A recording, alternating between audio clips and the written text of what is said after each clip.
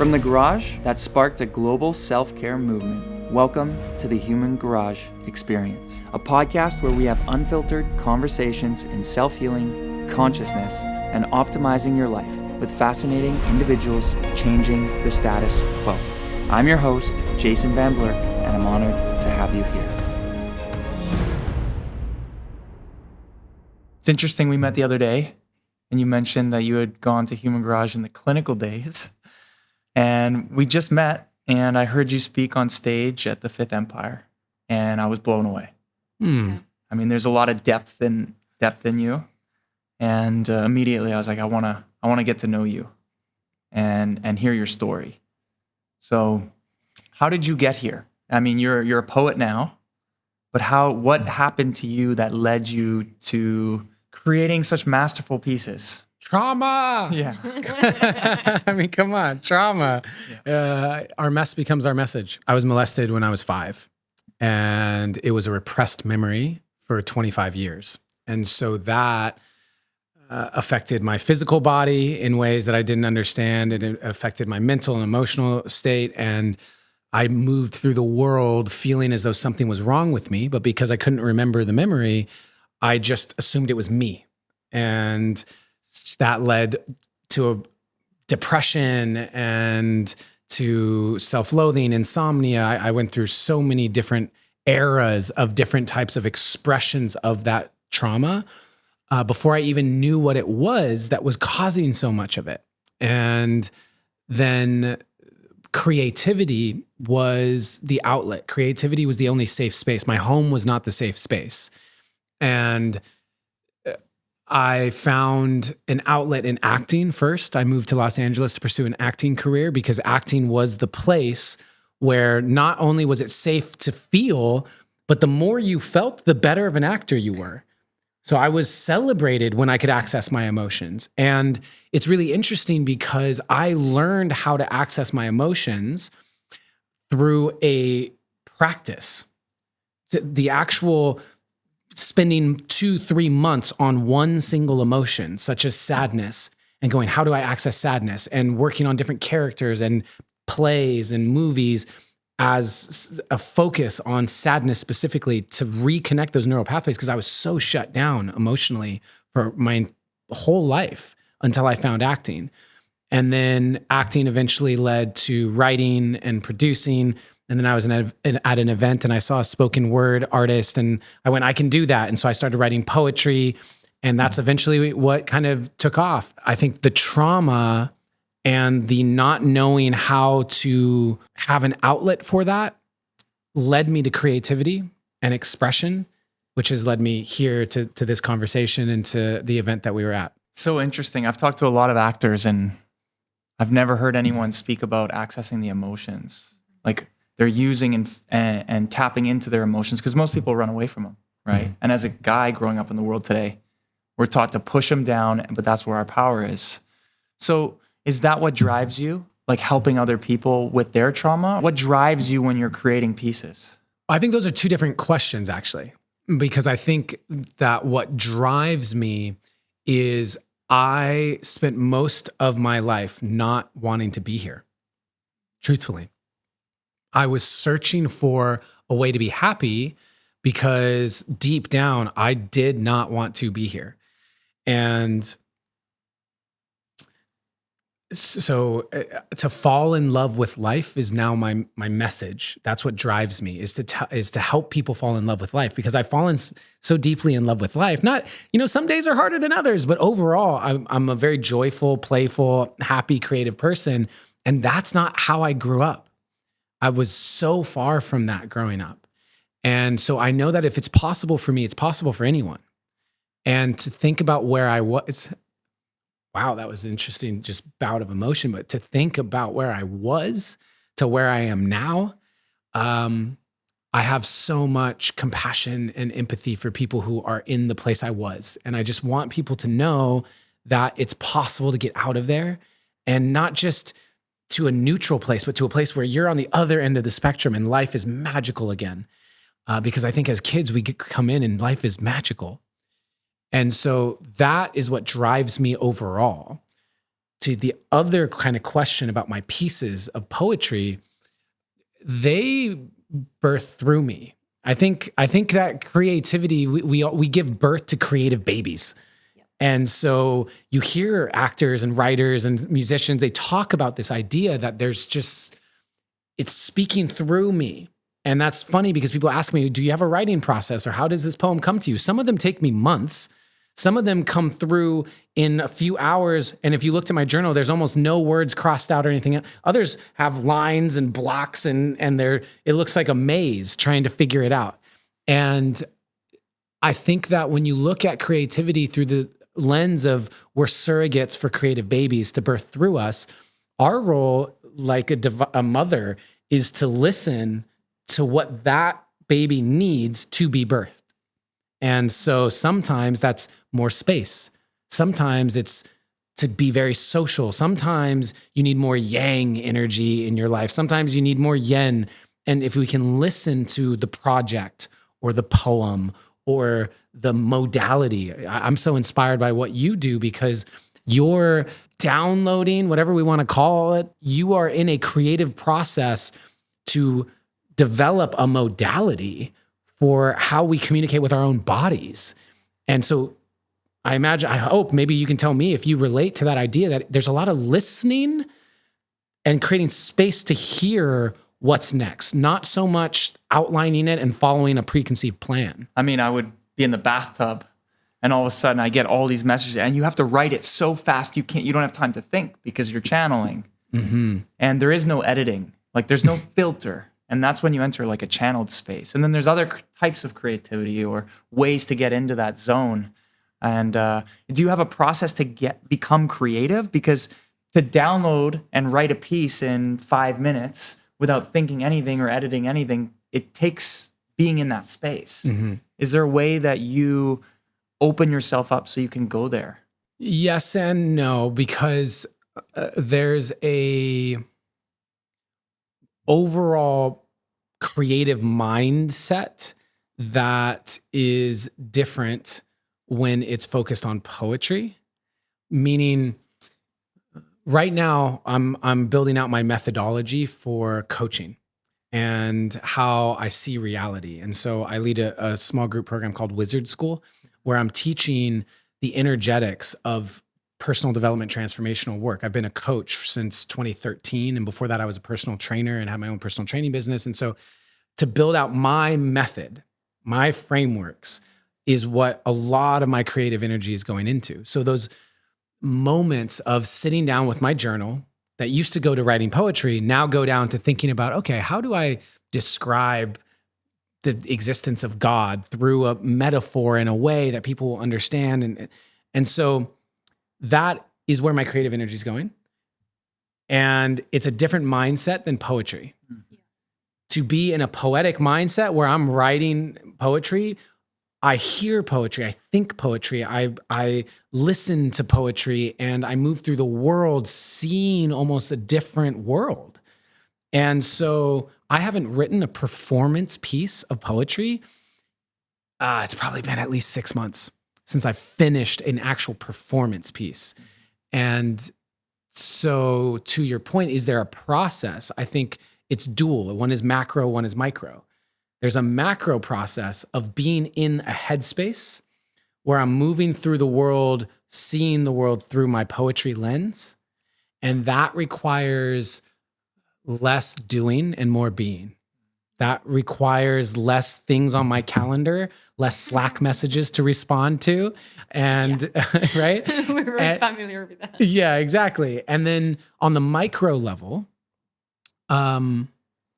it requires listening because, again, the poem wants to birth through me, and I can go into the whole classical conditioning. You know, some people sit at the desk and they light the candle and they have the essential oil that all gets them into the space. I think that's all beautiful.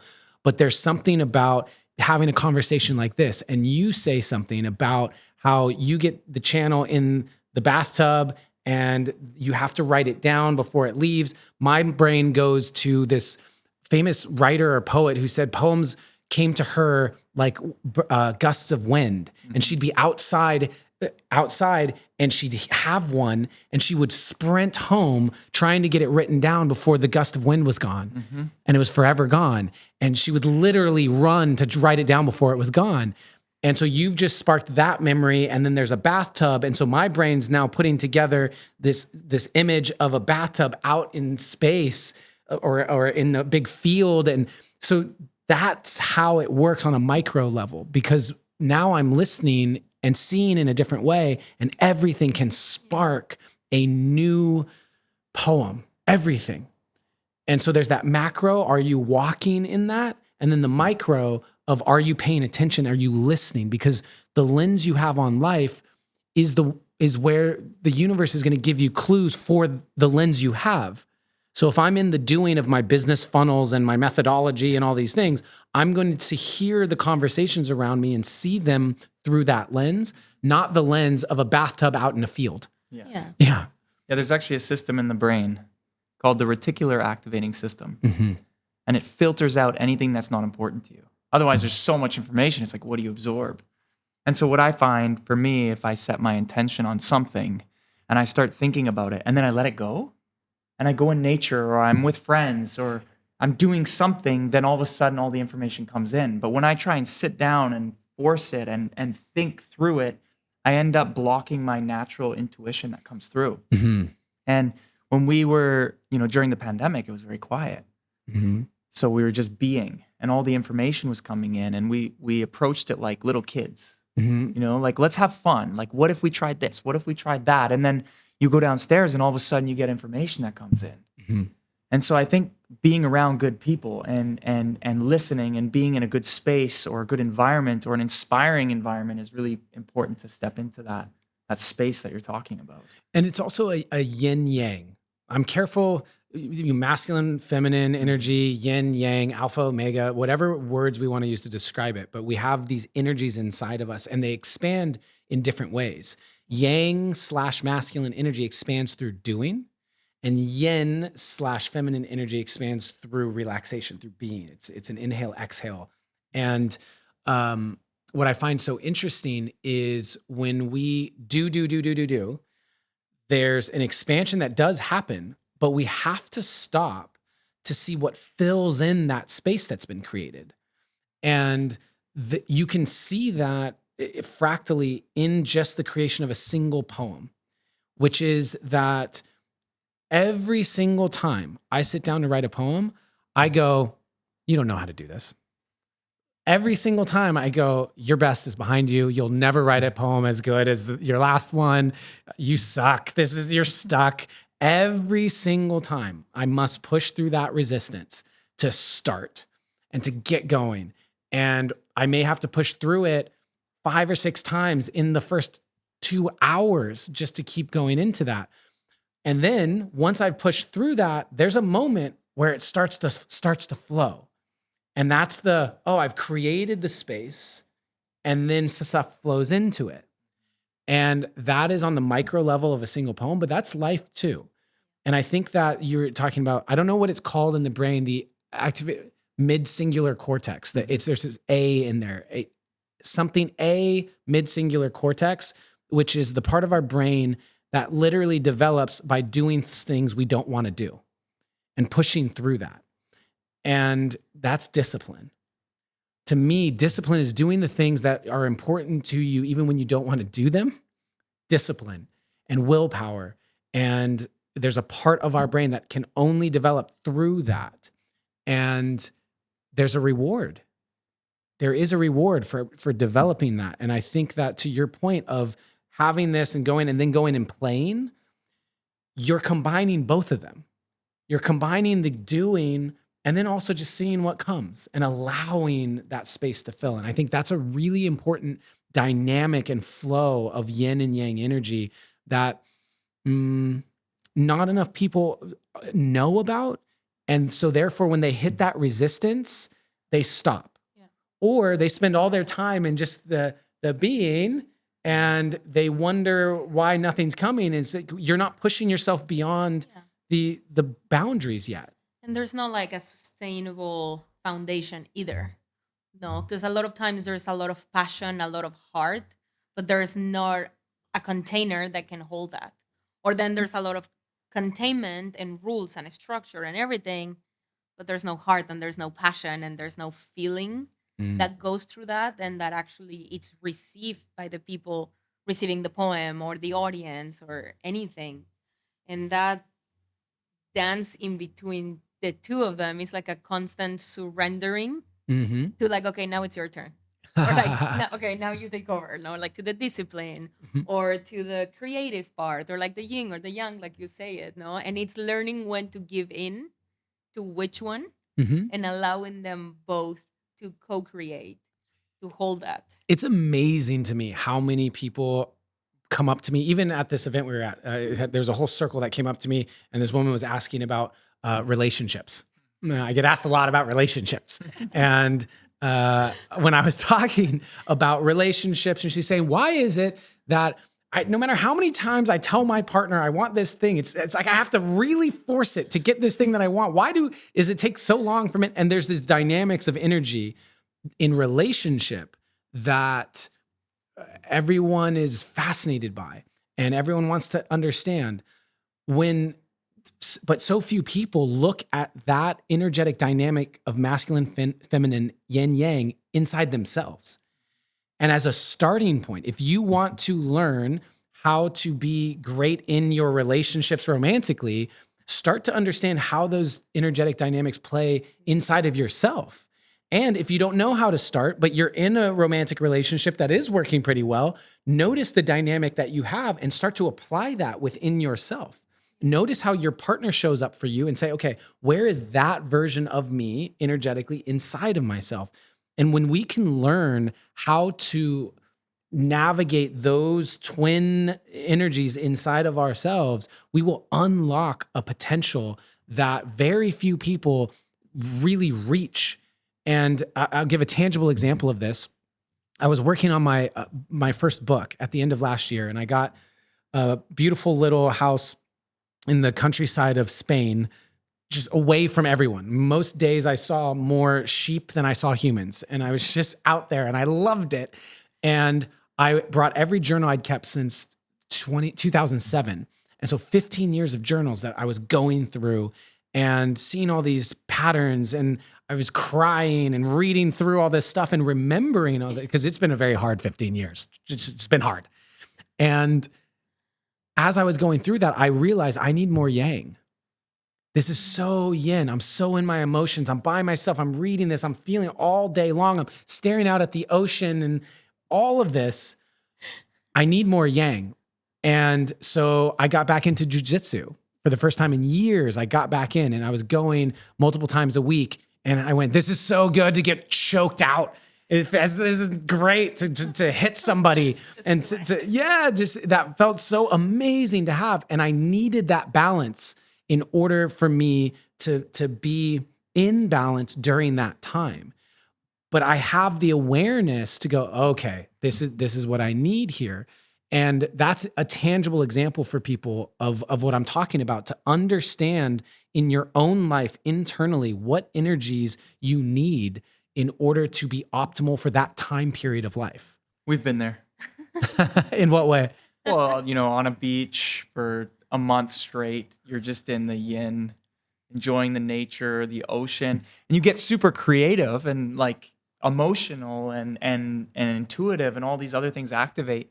But then there comes a moment where you're not in the action and doing, and you almost lose it a little bit. And then you have to get back into that flow. But I find if you're too much in that yin, you start to lose yourself a little bit because you've lost the balance inside. Do you feel that same way about being too much in your yang? Yes. Right. Yeah. Like if we're giving and giving and giving and giving and giving and working and going, then there's like then people start to reflect back to me in my environment, like little things. Yeah, and with that same energy, like with that very heart. Yeah, or I'll notice like people are more needy to me, or they're asking more from me, or they feel like I've forgotten them or I've abandoned them or something because I'm so busy in the action that they feel left behind. And so they're reflecting to me that I'm leaving myself behind because I'm just constantly on the move. How do you see for yourself? Because you strike me, we haven't known each other very long, but you strike me as you also have a very soft energy. a very welcome energy, welcoming. Do you feel that you gravitate a lot more to yang or yin, or I'm just curious for yourself? Because I get the reflection a lot that I bring a lot of feminine energy also into a space. I'm a poet, and I'm a feeler, and I have that. I'm like, tell me how you feel, really. But I also, I used to do mixed martial arts, and I love athletics and sports and have this very masculine side to me, but it's not the one that's presented online. So generally, especially people who know me online, feel a lot of feminine energy from me. And I like to think I'm pretty balanced, but I'm curious for yourself as well, for both of you, what that balance is for you, where you fall in that spectrum. Well, I was an athlete my whole life. Yeah. So I was very much in the action, go, get things done, 16 hours a day, every day since I was 11. Yeah. You know, and then when I met Gary and we started this mission, for me, it was like a pause. Okay. Like I didn't leave the house for 6 months. Like we moved up into the mountains. I was looking over the ocean. I was like, I'm not leaving. I'm just going to connect with myself, go inside, understand my emotions, and really get to know myself. And so I started to strengthen that feminine side. Because when I was younger, like when I was 13 years old, I got into a fight with a bunch of guys and they were making fun of me. I was losing in the sports, and those were two triggers. I was losing and somebody was making fun of me. And I fought them and I ran home crying. And I just remember that moment of like my masculine power, my anger, my emotions got the best of me. And so I suppressed those emotions for my entire life. And so I was constantly in action, but I was not aware of my emotions. And I would never let myself truly experience emotions because I was so scared of them, because what I had done when they came out. And that was 13 till when did you start exploring them? So I'm 31 now. When I turned 26, right before COVID, literally before COVID. Yeah. 13 years. What's so interesting, I'm just going to share this synchronicity here, is when I was 7, I got into my first fight, and it was a soccer practice. And so kid on my team, whatever. And at 7, the fight looks like trying to jump kick each other and you're throwing your water bottle at each other, right? It's just that kind of thing. Yeah. And I hear Adam, and I look over, and my dad has shown up to pick me up from the practice, and he's seen me fight. And I put my head down and I go, and I don't even sit in the passenger seat. I crawl into the back seat of the car, and I'm laying there and I'm crying, I'm sobbing, right? And my dad is not even out of the parking lot yet. And he stops the car and he turns around and he says, if you're going to fight, then fight, but don't cry like a little girl. And then he starts driving home. And from that moment, I did not cry for 9 years. I know, because the next time I cried was when my cousin passed away, and at her funeral, and I cried. I went away from the funeral and I got into the car by myself, and I cried in the car so that no one would see me cry. But that's how shut down I was for so long, because of that moment of being told that my emotions got the best of me. Yeah. And if you're going to fight, fight. But that separation of men don't cry was instilled in me at a very young age. And now to be where I am, similar to what you said, full circle to, I know this is possible for everyone. And I don't mean you can all go cry now. You should strive to cry. But in many ways, yeah, maybe I should make some shirts, strive to cry, because what it represents is so many things. The ability for us as men to openly cry says so much about our confidence. It actually says so much about our willingness to be vulnerable. It says so much about how deeply we care about the thing we're crying about. There's so much in that I find to be quite admirable. And so I wanted to share that similarity of growing up. Yeah, and I think we're in the Aquarian age now, which is the balancing of masculine and feminine. Mm-hmm. And we're seeing that in the world today. Women are becoming more like men, and men are becoming more like women. And then there's transgender in between. And this is a natural progression as the energy of the world changes. I kind of look at like the Hunger Games, right? Mm-hmm. Everybody's in this bowl, and then they throw the animals in, and they all run, but they're all in different places and situations and whatnot. Well, when the energy changes around the world, everybody's responding to it, and they're all from a different place. They're all in different situations. They all have different starting points. And so right now, the world is balancing the masculine and feminine energies. And it's funny because at Human Garage, we always get 70% women, and then the other, like the 30% men are the more feminine men, or it's like, my girlfriend told me to be here. She said I need to be fixed. You know, Why is that? because it's the same story that you and I are talking about right now, which men in today's world are being taught that they cannot express their feminine side. But it's the same for women. Like, Yeah. I mean, I was always told to cry in the inside. Interesting. And that I couldn't, like, I used to run 5 sales room in 5 different hotels. And I was always told that you can't show emotions to run a company because then you're weak. And how men are going to respect you, or older people. Like in that case, I was quite young. And that then those decisions couldn't be accurate. Like if you were having your period, or if you get pregnant or something, that then you can't be trusted because our emotions and our hormones will take over. So, like, it's also very common in that world that they, as a woman, that you're not allowed or told not to show your emotions if you want to be in a certain type of position. In a man's world now, because Yeah. we're now going, look at what women used to do, look at what men used to do. It used to be super masculine and super feminine, and now women are stepping into a masculine world and men are starting to step into the feminine world. And to go back to your question, it's like, you know, I spent 5 years getting to know my feminine side. And so now when I go and teach and I express myself, I do it with a very soft feminine energy.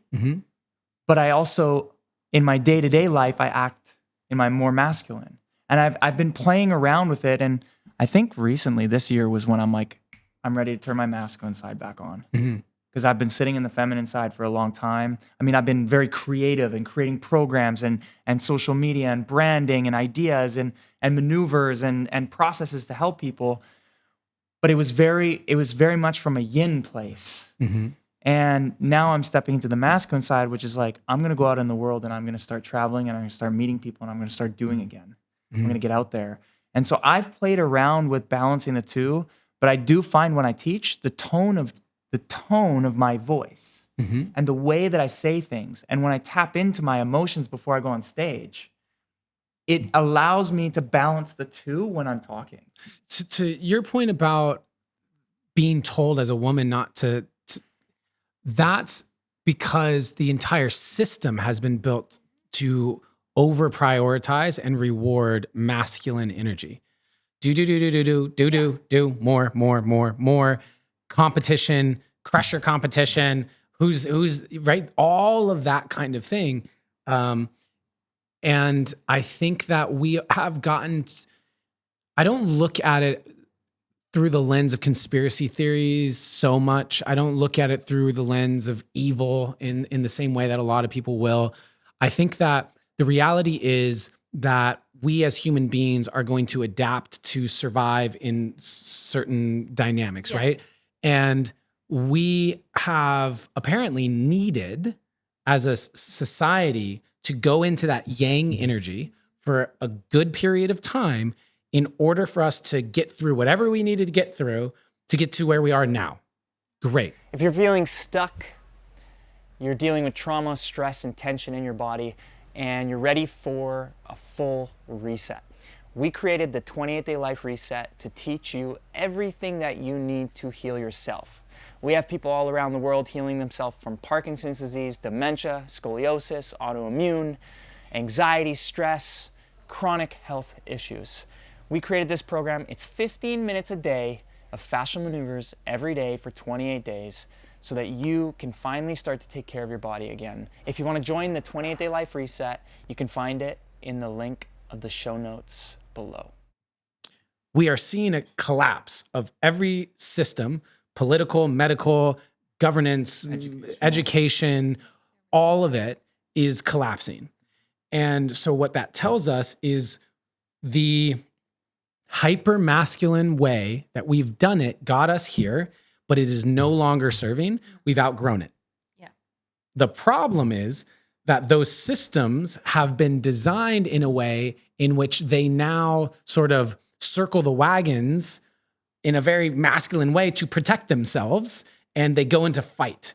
And so your political systems are shutting down any other examples of how we could evolve the political system. It's like, nope, not going to happen. Our medical system is not allowing new types of medical We were approaches. censored. We were censored. Yeah, you've been censored. Yeah. Really? Yeah. How? August 8th last year, talking about structured water On YouTube? on Instagram. On Instagram. They really, what do they call it? False information or wow. They flagged, I think they scanned an AI through our content, and they flagged like 9 posts over the last like 2 years. Wow. Did they basically shadow ban you and you're Completely. It said completely lowered in feed. You can't monetize. You can't do any of these things. Like there was all red marks on our entire account status. It was horrible. I mean, we were in the middle of a world tour, and we were doing like 1,500 people at these events within 2 weeks of planning. And all of a sudden, you know, we're like, yeah, we're going to plan in the future. So we had 2 events lined up. We had put all the money down and we had set everything up. And then all of a sudden, nobody could see our message anymore. Wow. So we went down to like 400 people at our events. So it was devastating for us. Like it really impacts creators when their voices get shut down. Absolutely. Yeah. And that's why this is so important. Why I'm so happy to be talking to you here in this medium, because the people who resonate with Human Garage or Adam Roa, they are going to continue to seek out the message. They're going to find the message. And hopefully they realize, if you're listening, if you're watching this right now, it's important for you to understand that you're the torchbearers. I'm not actually. I'm the one that's kind of in the cave and saying the thing, and then you go out and you take that message to everybody else. Yeah. And more, as we realize that these platforms are just gatekeepers, and if you don't say the message that they want you to say, they're going to shut you down. You have to understand that unless you are taking the messages of the people that you resonate and you are carrying them out and you are sharing them, if you're not doing that, then you are basically letting the algorithm and therefore the powers that be decide which messages get spread. And I really want to empower people listening to this that it's not a vanity metrics thing. It's not about getting more followers. It's actually about, if you really value what Human Garage is doing and saying, then you are the ones that help get that message out. You are the ones, because we are working against a lot of these systems that don't want these messages out. And so that brings up something for me, because you went into poetry. And poetry went into me. And how long ago was it that you started? I think it's one of those things. If you were to go back and look at the scrapbooks of my class stuff when I was 5, 6, 7, 8, I had so much poetry, literally so much poetry, all the way back to when I was 4 or 5, writing, I love lamp, lamp gives light, I love lamp. And then the next page, I love cat, cat says meow, I love cat. And it's a book of 30 of these that are exactly that. And so I was writing poetry from a young age, but I didn't pursue it. I stopped for a very long time because I thought I wasn't creative. I got to high school and I just did not believe I was creative. My brother and sister were the creative ones. They were in band and they were so good at music. And I just thought I have to be successful by I'm smart. I knew I was smart. And it's funny how we take on the reflection of the projections of what people tell us. And so I said, well, I'm going to stop doing anything creative and I'm going to focus on getting good grades and I'll get a good job and then I'll get rich. And then I'll probably get a hot wife and we'll have 2.5 kids and a Labradoodle and then I'll be happy. And the interesting thing about that was, acting was that entry point. You know, I hit a mountaintop at 18 where I'm from the US, and in the United States, being prom king or homecoming king means you basically won high school. Yeah. You know what I mean? You've seen Varsity Blues. I don't know your ages, but if you remember these movies where basically the idea of being the homecoming king Yeah, it was means, right, because every girl in school wants you and all their hot moms want you and all of the, right, is everything. You get everything. And so here I was when I entered high school, having not hit puberty and all my friends were hitting puberty. I was tiny. My dad is 5'5". My mom is 5 feet. I'm half Asian. And I just went, I might be 5'2", I don't even know. So I am not athletic enough. Everyone was growing. And so I couldn't compete anymore. And so I was 5 foot tall, 73 pounds, my freshman year of high school. And I entered into it and I went, I guess I'm going to have to use my brain. And that was great. I developed that. But by the time I left high school, I was varsity in multiple sports, team captain as a wrestler and swim team and all this stuff. I was president of these clubs, student body, academic scholarship to college. And then I was elected homecoming king. And I had checked every box, National Honor Society, anything. I checked every box and I woke up. I'd just done the thing where you ride around on a float through the city. I have done that. Have you? Yes. You were a queen? Yes. Here we are, royalty. And so it's riding a float through the city. And then I wake up and I go, what now? I don't feel any different.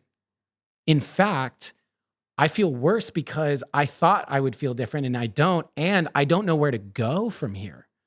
What do you do? This was what everything I saw told me would make me happy.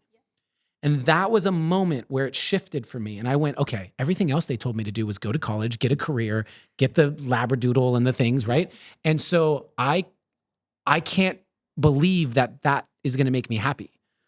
And that was when I asked the question, what do I know I've loved at some point in my life? Something I love to do. And I remembered acting in plays as a kid, and I loved acting in plays. And so I started taking acting classes in college. And that's what eventually led me to that decision point to move out to LA and pursue an acting career and leave behind the job that I had as an offer and all these things. And I went, okay, I am now committing to following my heart instead of the logical path that everyone tells me to follow. And that was I made that decision about 19, 20 years old. Fast forward to I'm at an event and it's 5 minutes for all these speakers. The last person to go is a spoken word poet. And spoken word poetry for everyone just means poetry that's designed to be performed out loud.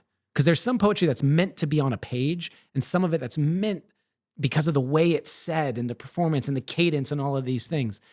And I immediately felt a surge of energy go through me and I went, I can do that.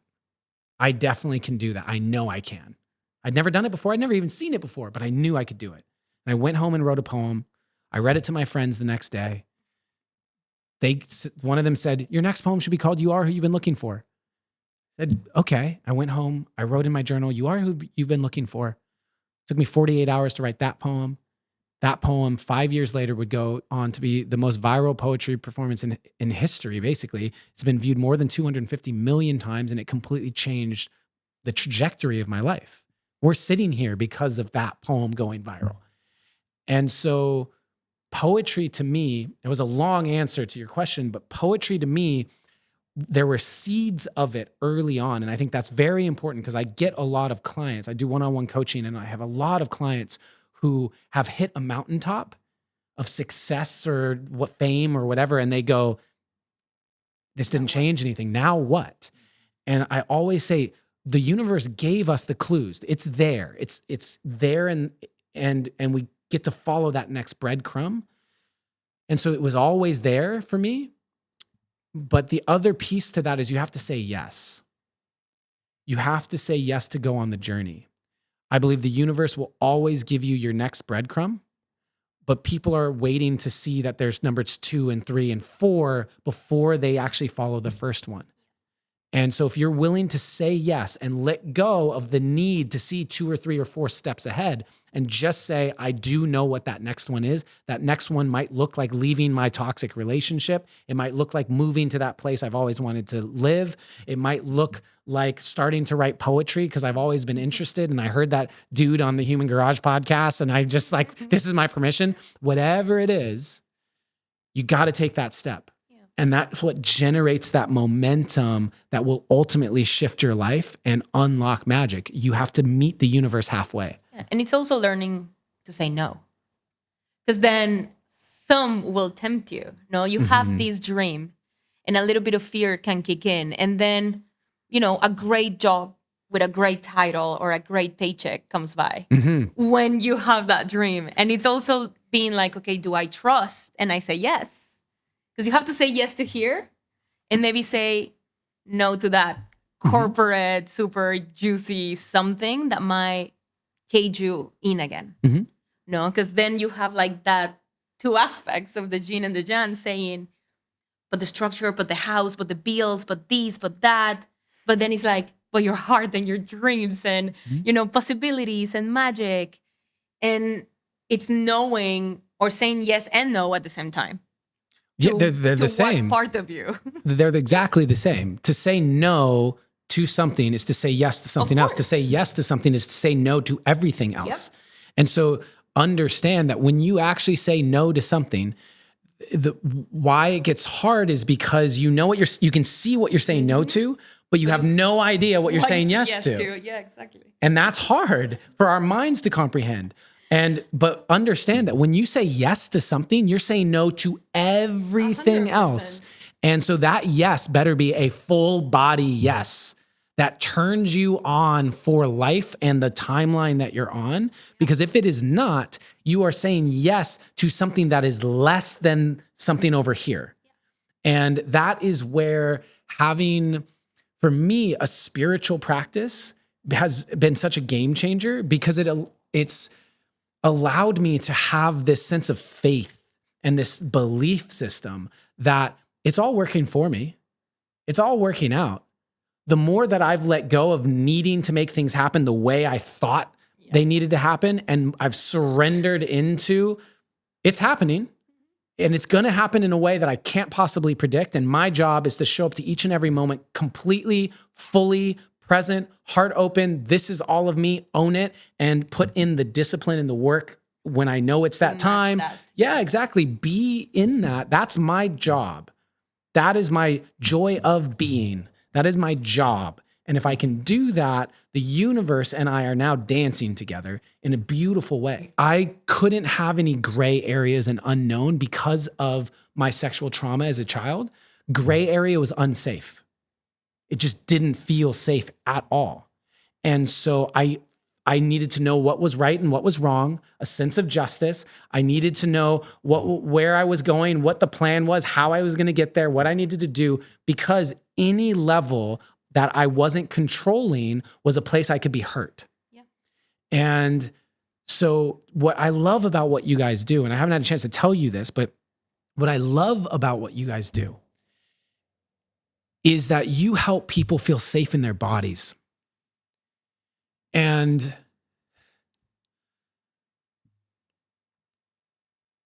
I don't know if you've had your own traumas and that's what led you down this path, but to not feel safe in your body is one of the worst experiences of how to go through life. Because you can't escape your body. In fact, that's why the spiritual community and all of why Bali is so attractive to all of these people and all of these spaces and these cacao ceremonies and ecstatic dance and plant medicine series, because for so many people, it's an escape from their body. I can take the mushrooms and the other substances and I can leave my body. And when I'm out of my body, I feel safe for the first time. And that is a tough way to live. And so I'm just really grateful for people like you and what you're doing and the amount of time that you put into this, because you're bringing people to the only place that they will ever actually find home. Yes. It's so interesting because not many people know that that's what we do. they think it's a maneuver or they think it's something we say, but it's actually just a feeling that we bring, which is safety. And I feel in life, most people just want to feel seen and heard and accepted for who they are. And so sometimes people walk up and they're about to talk to us and they've been waiting in line and, we haven't even touched them yet. And they just get that feeling of safety and they're immediately releasing their emotions. And trauma cannot release from the body until we feel safe. Mm-hmm. So it's really interesting because safety is a feeling, and once you know what it feels like, you can share it with others. Oh, I love that. Safety is a feeling, and once you know what it feels like, you can share it with others. I really love that. I describe it as we don't actually do anything to heal. We don't need to do anything to heal. Literally, we heal in direct correlation to how safe we feel. Yes. Because the moment you feel safe, you will release the walls of protection that you have. And when you release that, it will expand.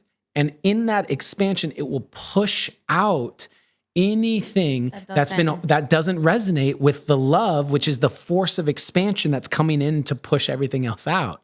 And safety I feel similar, but it might be understood and come differently. For some people, safety is not feeling alone. For some people, safety is feeling seen. For some people is knowing that they have the tools and that they're equipped to get out of that or control. It depends in the journey. So to also bring that aspect of any flavor can come out and that it's okay, because safety, or not to try to impose safety in a way to anybody, but it's bring that energy or that feeling that then people can make it their own. So it doesn't depend also on a third party to be created, because it's very easy, at least for what I have experienced, to get that hit from somebody and then you're locked to that person. Yeah, I think that there's one of the things I teach in my wizard school program is there's 4 S's of safety. So safety of self, meaning do I believe in myself and being able to even do it? Safety of situation. Is the actual situation I'm in safe for me to be able to make this choice? Safety of support. Do I have the people or the tools that I know support me in being able to make this choice? And then safety of spirit. And safety of spirit meaning, do I believe I'm supported by something bigger than me? Because that one is actually the most powerful one, because people will do things without any of the other 3 if they believe that they have God or spirit or whatever backing them, that they are taken care of on a spiritual level. People will do things they don't even need the other 3. And so these 4 S's of safety are important to understand, because when I'm working with a client, say one-on-one, and this person saying, I want to make this change, and week after week they're showing up and they haven't made the change yet, I'm going, okay, instead of just write some positive affirmations, put it on your bathroom mirror, or I'm going to show up on these calls and I'm going to tell you it's all about willpower and pushing through, I'm going to actually understand that there's somewhere in those 4 S's, this person is not actually safe enough to make that choice. And I don't make it about their lack of willpower. I make it a process in which I'm figuring out, and my role as their coach is to now figure out where are they not safe enough to make that choice. And so I think understanding how to create safety for people is really important piece. And yeah, I'm just really grateful for the work that you do, and definitely see it through that lens as more than a modality of functional movement, or it's actually a way for people to feel at home on this planet. Thank you. Thank you. And what is your spiritual practice? Because in order for you to share what you're sharing today, you have to be extremely aware of yourself. So what is it that you do on a day-to-day basis to connect with yourself, to take care of your body? What practices do you have? I mean, it's mainly a lot of drugs. No, I'm just kidding. Let's see. I feel that it's not a set routine. What I can tell you are the things that are consistent. So I look at it through an optimization of physical, mental, emotional, and spiritual bodies. And so every morning I am meditating. Every morning I am stretching my body. Every morning I am hydrating. I'm a big believer in supplementation. I know there's a lot of people who get it from your diet. Well, for those of you who don't know, our soil is nutrient depleted. So even the carrots that you're eating because you think they're healthy have like 1/10 the amount of nutrients that they should have based on 50 years ago before we absolutely Monsanto'd the hell out of our soil. So point being, I'm a big believer in our food supplementation and everything that I just said. Journaling is a huge piece. For those of you who don't journal, let me just give you a reason. We spiral in thought patterns. Well, you hear that all the time. I'm spiraling, I'm looping, I'm caught in it. And that's because that's what's happening. You're circling back on yourself. But so many people can't catch that they are doing that.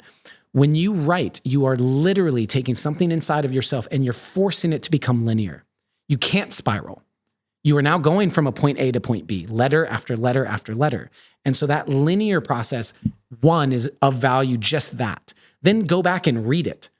Just the fact that you're now reading it, you're going to see patterns in it that you couldn't see when it was inside yourself because you weren't the observer of it in the same way as when it's externalized like that.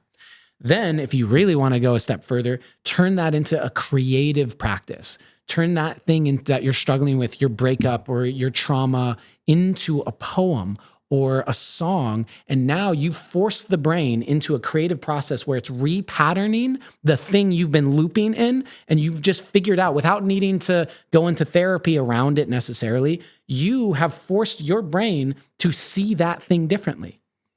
And to me, the spiritual practice is one of showing up and doing the things I know elevate me. It's that simple, because when I'm in an elevated state, I actually feel more connected to life. And that tells me that I'm more connected to God or the universe or spirit. And sure, there can be times like we talked about where I'm listening more, times where I'm doing more. However, to be connected enough to even feel that is the process of showing up and going, today, what do I need? What do I need? I'm breaking out because I'm eating a bunch of crap. Okay, I should probably clean up my eating. Oh, I feel just, my mental is just all over the place and I feel very anxious. Okay, I should probably meditate. My body feels tight and stiff. Okay, let me go to a yoga class, a human garage class, right? That to me is spirituality. It's recognizing that every moment is spiritual and we get to be in a dynamic, organic flow with all of it. That and drugs. So I hope you've been enjoying the episode so far. We're gonna take a pause and we're gonna take 6 breaths together to just come back to our bodies, come back to center before we continue the episode. So you're gonna take a deep breath in through the mouth. Breathe in. Breathe in more. More.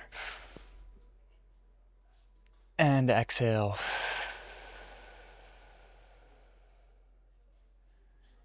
Breathe in through the mouth. More. More. And exhale.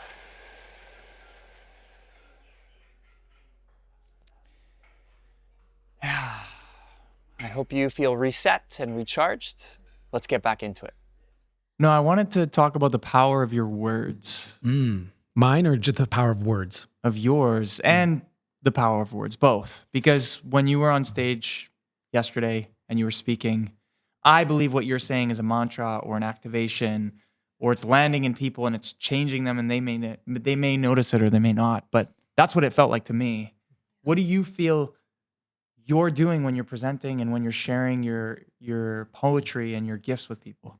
My prayer the night before this event was that when I was on stage, that I could open a portal for people to make a new choice to create the life that brings them the most joy. And without going into the esoterics of opening a portal and all of these things, which is fun, by the way. I love Doctor Strange, and I think of myself as a wizard. I think of myself as a wizard. I literally lead a program called Wizard School and teach these things. It's a lot of fun for me, sacred contracts. And if you want to go into cosmic philosophy and all these things, I actually have a book on Amazon called Cosmic Philosophy that I channeled after my first time in the pyramids of Egypt.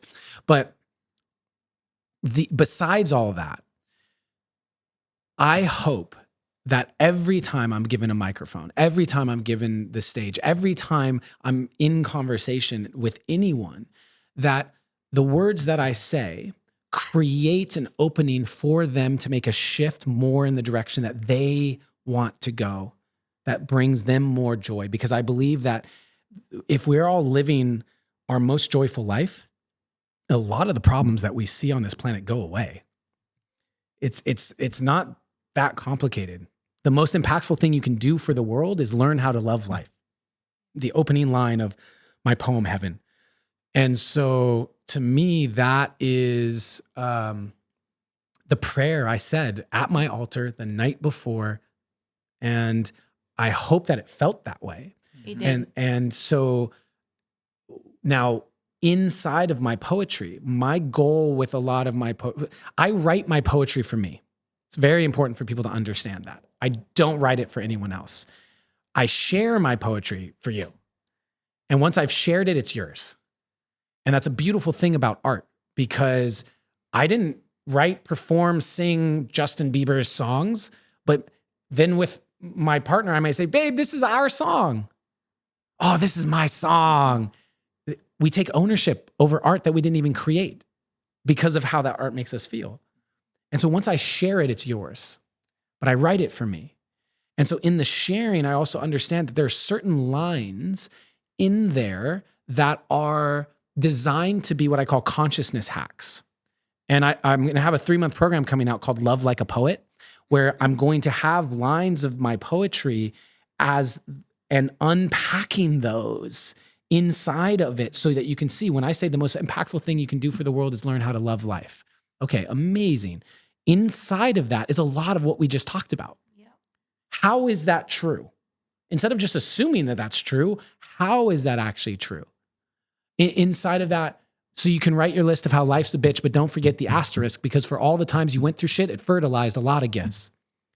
That line, you can unpack that. What the shit you've been through fertilizes the gifts. Your mess becomes your message. The trauma that you learned how to be with and move through has given you a unique curriculum that you can now turn into something that serves other people. All of that's wrapped into that line and more.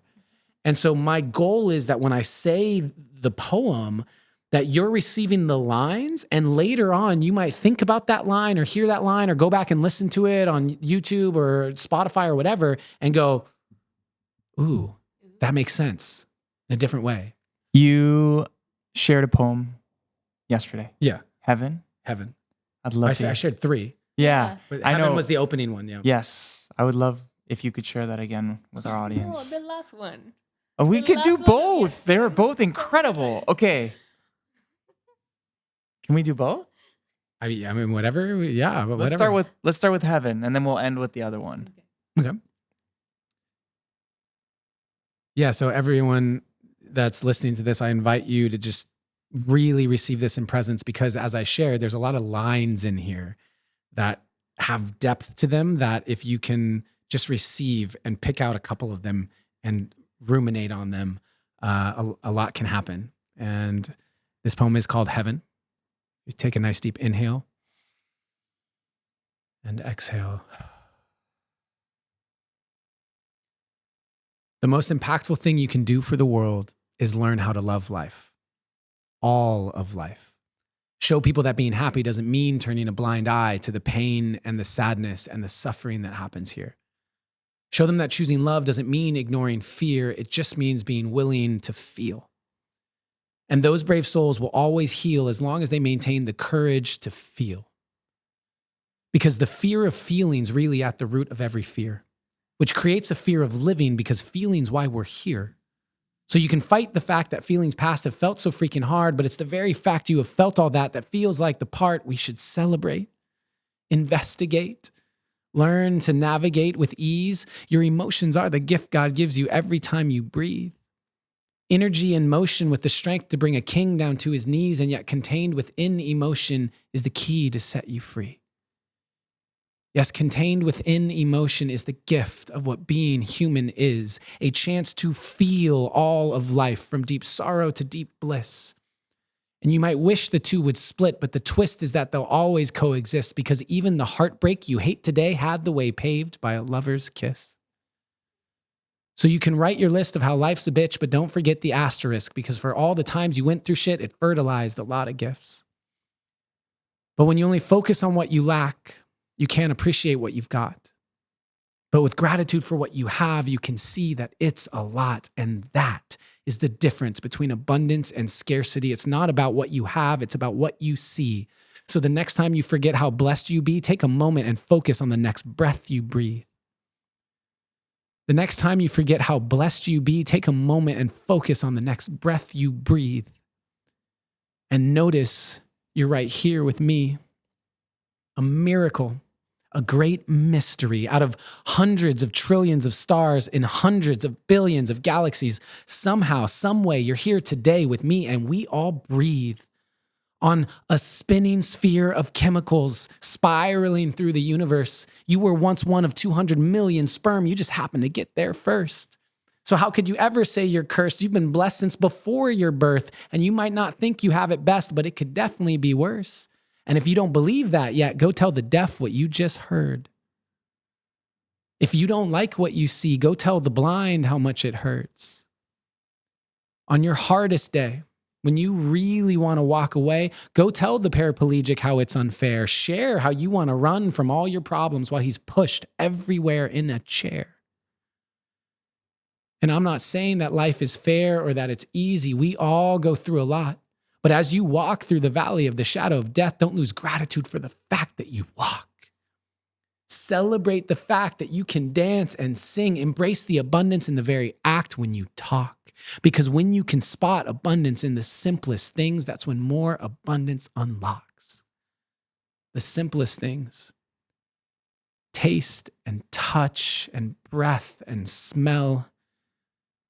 Did you know there are people with something called anosmia, which means their sense of smell is completely lost. So while they literally can't smell the roses, do you want to complain you don't have the time to stop?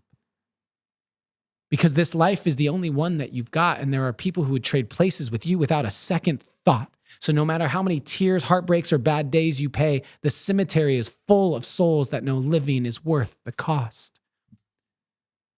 Don't wait till it's too late to learn that lesson. Living is worth the cost. But make no mistake, being alive is not the same thing as living. Just like throwing something away is not the same thing as giving. So if you haven't yet found your love of life, I suggest you keep on digging and allow yourself to feel your way through all the hurt and all the rage. And as you feel, allow yourself to finally turn the page. That's how we heal. And it might hurt like hell, but you'll have shown us we'll be okay to feel it all and still love life. That's heaven, and you'll have helped pave the way. That's heaven. Can you feel it? Heaven is here today. Wow. It's incredible. Thank you. How long did it take you to write that? Many, many months. It was actually, well, it depends on how you look at this. So Yeah. I was invited to speak at a book launch, and the book was called Embrace Abundance. And I went, I have tons of poems about breakups. I have none about abundance. And I went, how? Okay. And I would sit down for months thinking about abundance, have my journal out to write, and nothing was coming through for months and months. And literally 2 days before the event, I went, I don't have anything. I'm just going to have to do an old poem that I have. And then the night before the event, 80% of that poem came through, all the way through to the point where I say, do you want to complain you don't have the time to stop? That's where it transitions into kind of the ending. I didn't know how to end it. And then the morning of the event, I wake up and finish it. And so The actual writing from first ink to last ink was about 12 hours, but it was months of sitting and letting it gestate inside of myself. Right. And absolutely. And so it depends on how you look at it. I look at it as that piece took me months, even if it didn't come out on the page until the very last moment. And do you see what you're writing very visually? I feel it very kinesthetically. So when I'm writing a poem, I'm dancing. So when literally I'm in different moments, I'm dancing with a rhyme scheme, and then I feel my body want to sway a little, and I go, ooh, I need to change the way that this bounces. And so you'll see it where, that line that I was saying, so you can write your list of how life's a bitch, but don't forget the asterisk, because for all the times you went through shit, there's a bounce to it. Yeah. And if I was dancing, I would be leading into that, and then a little bit of a shimmy. Yeah, you even go like on a side, and then you come back, and then you lean into the microphone, and then you do the face, and it's like Not if you're a white guy dancing like me. no, he doesn't but I dance can like a dance. white- I can dance. I can dance. I'm a good dancer, and I think and so I have it, and literally I have moments where this is a little groovy, okay, and then there's someone's a little bouncy, and it's like, ooh, I'm twerking in this moment, and so so that's what's happening as I'm writing. My body is telling me what the next section gets to be. And I love that. It feels as though I'm dancing with words. And so when you launched your 250 million poem, the one that had the most views of any other poetry piece, is that right? Of a live poetry performance, yeah. Yeah, what was it called? You are who you've been looking for. Yeah. And you had mentioned yesterday that when you launched that, you received a lot of messages from people. Yeah. Do you want to talk about what you were seeing and what happened for you? When that poem went viral, it went 40 million views in the first 48 hours. And I wasn't prepared because I didn't actually launch it. So what's interesting about that is it was a recording of me performing at someone's event, completely unplanned. They pulled me on stage randomly. And then they had a film crew. The film crew edited it. I put it out on my platform. It got 500,000 views. I had no following, so that was amazing to me. I was so happy. I was stoked. Yeah. And then a company called Goalcast, which their whole thing is making inspiration go viral. And so they contacted me years after I put it out and said, hey, can we do a version of this? I said, sure. And then I get an email a year later that says, hey, we're going to put this out in the next 72 hours. I went, okay. I didn't think anything of it. And then I wake up one day and it is skyrocketed, and I have thousands and thousands of messages. And it's about self-love. You are who you've been looking for. And 90%. That's the one I was asking for. Yeah. Yeah. And 90% of the messages were just, thank you. I sent this to my mom. I sent this to my dad. I love this so much. I cried, and that was beautiful. But there was a 10% of those messages that were people saying, I'm thinking about killing myself, and I don't love myself at all. Can you help me? I'm going through this. I'm being abused in this way. I am cutting myself. I am bulimic. I don't know what to do. Please help me. How can I love myself? And I did not have an answer. And I felt as if I was the biggest fraud. And I felt literally, I was running a story in my head that people were killing themselves because I wasn't able to give them an answer. I got so overwhelmed with the messages, I couldn't even keep up. And I saw these messages and I didn't have answers. So I just stopped looking at them. And so I was thinking that people who were suicidal were messaging me. I wasn't even responding, and then they were going to kill themselves. It was super intense time for me. And I dropped into a very dark suicidal depression it took me probably a year and a half to get out of that. And that journey to get out of it was a journey of actually learning how to love myself and ultimately developing an answer for anyone who has that question.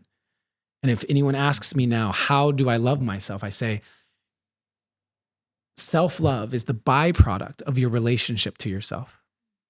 And for people like you and I that grew up suppressing, that's basically taking your little inner child and locking it in a cage in the in the basement of your house, and then wondering why you don't have a great relationship with that little kid inside of you.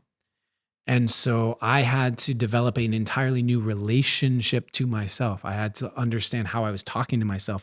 I was in an ayahuasca ceremony once where I had this pain in my foot, and I was rubbing my foot, and suddenly I thought about all of the negative things I said about my feet over the course of my life, because I had flat feet and pronated hips as a result, which I was shown in ceremony as well, of the sexual trauma. And my hips pronated and my feet flattened. And it was a way of closing off my sex organs to the world. And so then I heard all of the times I have flat feet and I had to wear orthotics and whatever. And I'm massaging my feet. And then I go up to my calves. And I thought about all the times I had shin splints growing up, and all the ways in which I was hating on my calves because they were so skinny, and the shin splints and the pain that I had during that time. And then I went into my thighs, and all the times I thought I had chicken legs, and you know what I mean? And every area of my body. And then I went through my whole body, and then the medicine says to me, now we're going to reprogram that. So going back to my toes, literally every toe, and each one, and telling, I love you, I'm sorry, and going in. And we got to my knees, and I went, are we going to do this whole body? This is taking this is going to be this is hours I'm about to be in here. Are we going to do that? And the medicine said, what better use of your time do you have? If we spent the next 3 days pouring love into every area of your body, what better use of time do you have? And it was very humbling. And I think that so many of us have, whether it's a receding hairline or it's acne or it's the fact that we have one, ear bigger than the other or whatever it is that has caused us to speak detrimentally to every part of our body at some point in our life. And have we taken the time to reprogram that? Have we apologized? Because our body's listening. Our body knows every thought. So that's the type of journey I went on to really create a new relationship to myself. And it took a long time, and it's still a process. But I can honestly say that I love myself now. I can honestly say that I don't believe I will fall back into depression. I see depression now when I feel the energy of kind of that depressive. I know that there's something where I've fallen off of this path. And it's now just a reminder to make some adjustments. And I think that all depression is the result of suppression. And there's something that needs to be moved and felt, and it's carried in the body, which is why I'm so appreciative of your work. And yeah, so I want my message to carry the energy of hope for people who feel as though that they can't get out. And they cannot get to a place where they love themselves, and they cannot get to a place where they love life. It is 100% possible. It may take years and it may take a lot of work, but there is no greater path. There is no greater use of your time. What better use of your time do you have? Wow. So you want to share one more? You are who you've been looking for. We're going to close out with that one. Okay. Yeah. So my invitation for people with this one is to allow it to be a permission slip. It's just about 3 minutes, everybody. If you can give yourself 3 minutes to really receive this as a permission slip to fall more deeply in love with yourself. Take a nice deep inhale. Exhale.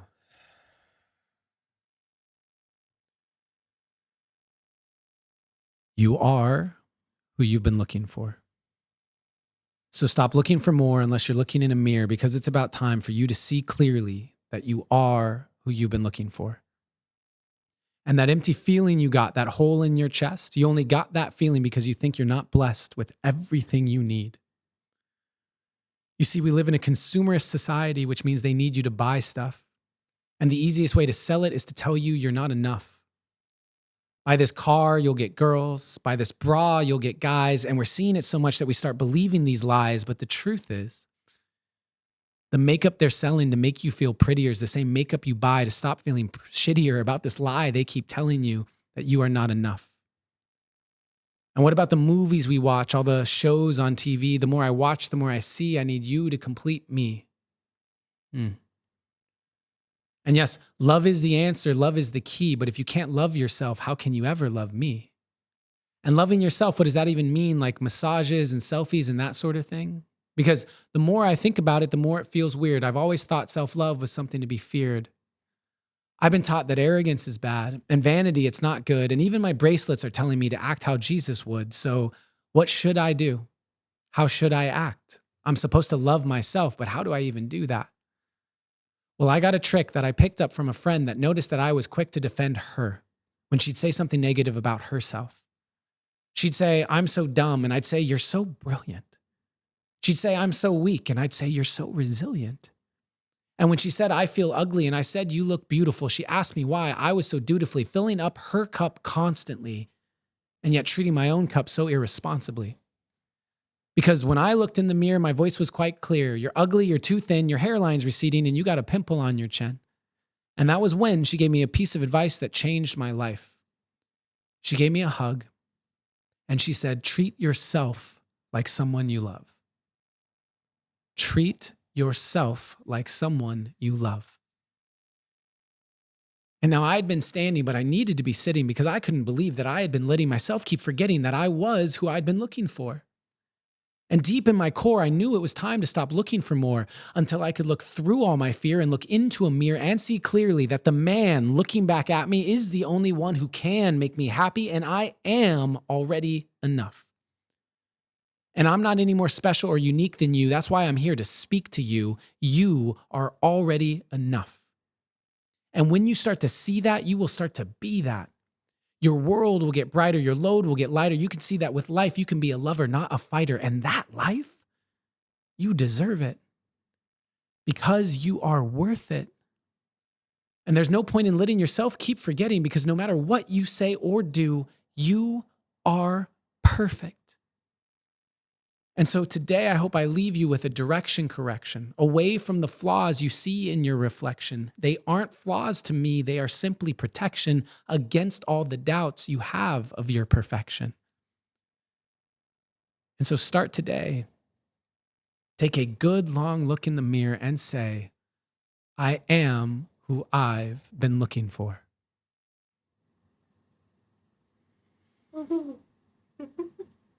Thank you. You're so welcome. No words. Yeah, it's hard to. Put any words on that after. Adam, appreciate it. Yeah, thank you for having me. Thank you. Thank you everyone for listening and taking the time out of your day to be a part of this conversation. I really appreciated getting to drop in with you guys, getting to know you too. Thank you for sharing your gifts. It's been really special just witnessing it, being a part of it. My pleasure. My absolute pleasure. Yeah. I love it. I love life. I love me. Love. We're gonna put some maneuvers into those ones. Yeah. Thank you for tuning in to this episode with us today. If you enjoyed this podcast and you want to support our mission of inspiring 1 billion people to heal themselves, make sure to subscribe below so that you get notified the next time we launch an episode. Your support makes a difference, and we really appreciate it.